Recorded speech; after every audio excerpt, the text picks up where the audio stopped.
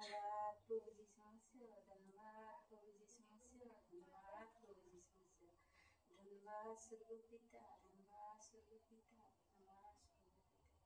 আমার মেয়ের খাঁচিনির রোগ অনেক দিন থেকে ছোটবেলা থেকে আছে, দিয়ে প্রভুর নাম করে ওষুধ খাওয়াই, দিয়ে 2 বছর একদম হয়নি, মাঝে সাঝে হয়, যখন হয় মানে একদিন যদি আরম্ভ হয় এখন মানে সারাদিন মানে 4-5 বার বেশি হয় আর অনেকক্ষণ ধরে হয়। আগে দেখুন একটু আরম্ভ হয়ে দেখুন ভালো হয়ে যেত, এখন 10 মিনিট মোটামুটি খাঁচনি এরকম খাঁচতেই থাকবে, খাঁচনি প্রচুর খাঁচনি হবে। দিয়ে অনেকদিন হয়নি সে বুধবার দিন সকাল ভোরে 5টার সময় আরম্ভ হয়েছে, 10 মিনিট এরকম খাঁচনি আসছে, প্রচুর খাঁচনি আসছে আর প্রচুর আওয়াজ হচ্ছে, ঘুম ঘুম করে আওয়াজ হচ্ছে।